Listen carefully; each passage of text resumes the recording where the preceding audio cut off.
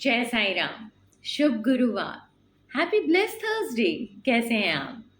आशा है कि आप सब अच्छे होंगे और मैं रिंकी शर्मा आज फिर आप सबसे जुड़ गई हूँ एक बहुत ही अच्छी कथा के साथ, जो कि आज गुरु का वार है तो गुरु की बातें अच्छी अच्छी होनी चाहिए। तो शुरू करना चाहूँगी गुरुवार के दिन गुरु के महत्व को लेकर कि हमारे हिंदू ग्रंथों में या हमारे हिंदू सनातन धर्म में गुरु का महत्व क्या है, उसके बारे में आज ज़रा जानेंगे। तो आशा है कि आप हमसे जुड़े रहेंगे आखिरी तक इस वीडियो के और सुनिएगा बड़े ध्यान से। ये सच्ची कथा है और इस कथा को जो समझ जाए वो असली गुरु का शिष्य है। ठीक है, चलिए शुरू करती हूँ बाबा का नाम लेते हुए। ओम श्री सच्चिदानंद सदगुरु साईनाथ महाराज की जय। तो एक बार की बात है कि विष्णु लोक में नारद जी विष्णु जी भगवान से मिलने आए विष्णु लक्ष्मी जी को। और जब वो मिलने आए तो विष्णु भगवान जी बड़े खुश हुए और उन्होंने उनको स्थान दिया बैठने के लिए और खूब आदर सत्कार किया नारद जी का। नारद जी बड़े प्रसन्न हुए। अब कुछ समय बाद वार्तालाप उन्होंने की विष्णु भगवान जी से और फिर आज्ञा लेकर बाहर निकले जाने के लिए। जैसे ही वो बाहर गए विष्णु भगवान जी ने लक्ष्मी जी को आदेश दिया कि हे लक्ष्मी, जहाँ पे नारद बैठे थे वहां पे जरा आप गोबर लीप दो।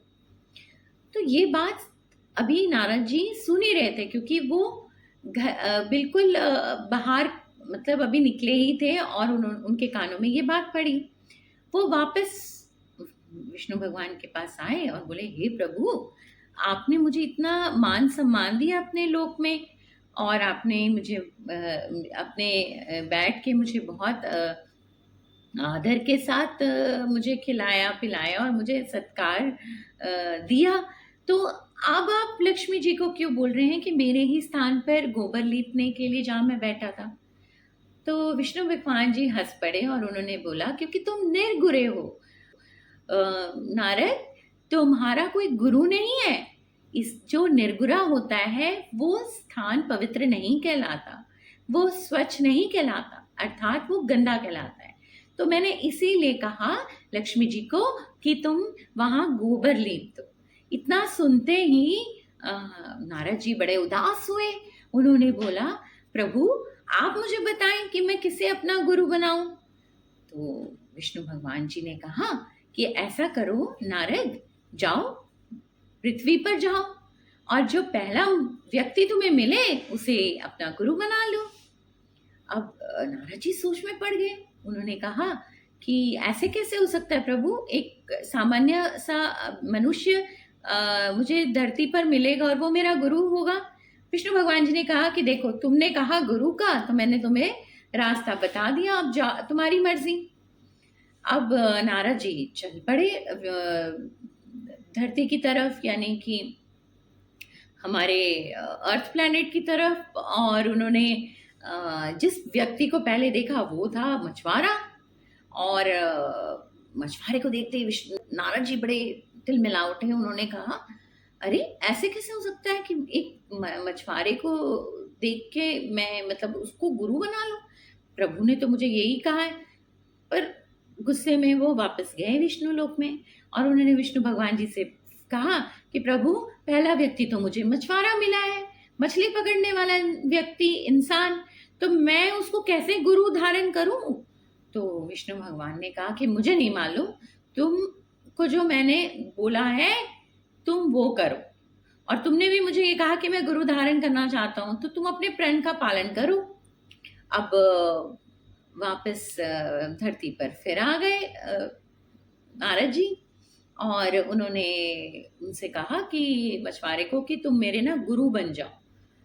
तो मछुआरा तो हैरान हो गया। वो कहने लगा कि नहीं नहीं, मैं आपका कैसे गुरु बन सकता हूँ? आप तो स्वर्गलोक से आए हैं, मैं आपका गुरु कैसे बनूं? तो आप तो स्वयं महान है। तो इन्होंने कहा, नारद जी ने, कि नहीं, मुझे विष्णु भगवान जी ने आदेश दिया है कि जो पहला व्यक्ति में मिलेगा उसी को गुरु धारण करना है। तो वो मान गया।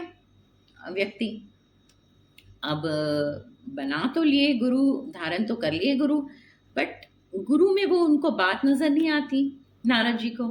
फिर वापस जाते हैं विष्णु लोक में। फिर विष्णु भगवान जी से कहते हैं, वो एक मछली पकड़ने वाला है और उसको मछली पकड़ने के अलावा कुछ नहीं आता। वो क्या व्यक्ति मुझे ज्ञान की बातें करेगा? उसको तो मुझे नहीं लग रहा कि कोई भी ज्ञान है। एक साधारण सा मनुष्य मुझे गुरु बन के क्या ज्ञान देगा? तो विष्णु भगवान जी बहुत क्रोधित हो गए। उन्होंने गुस्से में कहा, नारद, अब बहुत हो गया। तुमने अपने गुरु को धारण भी कर लिया, उसके पश्चात तुम उस पर संशय कर रहे हो, उसका तुम निरादर कर रहे हो। इससे बड़ा पाप इस धरती पे और कुछ नहीं हो सकता। या तुम मतलब इतने बड़े पाप के भागीदारी बन चुके हो कि तुमने अपने गुरु का अपमान किया। जब तुमने उसे गुरु बनाया तो तुम्हें पूरी श्रद्धा और विश्वास उस पर दिखाना चाहिए था। जाओ, अब मैं तुम्हें श्राप देता हूं, जाके तुम धरती लोक पे 84 लाख योनियों में जन्म लो, फिर तुम स्वर्ग में आओगे। इतना सुनते ही नारद जी घबरा गए और उन्होंने अपने विष्णु भगवान जी के चरण पकड़ लिए और बोले, प्रभु मुझे बचाइए, मुझे इस शाप से मुक्त कीजिए, मुझे माफ कीजिए। तो विष्णु भगवान जी ने बोला कि जाओ जाओ, अपने गुरु के पास जाओ, अगर वो तुम्हें कोई मार्ग दिखाता है तो मैं जरूर तुम्हें इस से शाप से मुक्त कर दूंगा। तो फिर वह वापस आते हैं नारद जी और घबराए हुए बोलते हैं कि मछुआरे को कि प्लीज आप मेरे गुरु हैं, आप मुझे बचाइए। और भगवान ने मुझे, विष्णु भगवान ने मुझे दंड दिया है, आपको गुरु बना के जो मैंने आपका निरादर तिरस्कार किया है उसकी सजा मुझे मिली है। तो अब आप ही मुझे मार्ग दिखाइए कि मैं इस दुविधा से कैसे निकलूं या मैं इस श्राप से मुक्त कैसे हूं। तब नारद जी की बात सुनकर मछुआरे ने कहा कि घबराइए मत, अब आप मेरे शिष्य हैं तो अब मैं आपको एक बहुत अच्छा उपाय बताता हूँ। आप जाके विष्णु भगवान जी से प्रार्थना कीजिए कि मुझे 84 लाख योनियों के चित्र धरती पर बना दें और मैं उस पर भ्रमण कर लूँ। मैं यानी कि नारद जी जो उनके शिष्य थे, क्योंकि उन्होंने, विष्णु भगवान जी ने ही कहा था कि जाके अपने गुरु से उपाय ढूंढो, अगर जो वो उपाय बताएंगे मैं उसके अनुसार तुम्हें सहायता करूंगा, तुम्हें इस शाप से मुक्त कराने के लिए। अब दौड़े दौड़े नारद जी फिर विष्णु लोक गए और उन्होंने बोला, प्रभु मेरे गुरु ने मुझे ये उपाय बताया है, क्या मैं इस शाप से मुक्त हो सकता हूँ? तो विष्णु भगवान जी बोले, क्यों नहीं, तुम्हारे गुरु ने बोला है तो मैं ये तुम्हारे लिए जरूर करूंगा। उन्होंने तुरंत 84 लाख योनियों के चित्र धरती पर बना दिए और जिस पर नारद जी ने भ्रमण कर लिया यानी कि उस पे घूम लिया। तो फिर क्या था, विष्णु भगवान जी ने इस तरह जब नारद जी ने भ्रमण कर लिया, जो चित्र बनाया था 84 लाख योनियों में का, तो श्राप से मुक्त कर दिया और ये सिखाया कि गुरु का महत्व क्या है।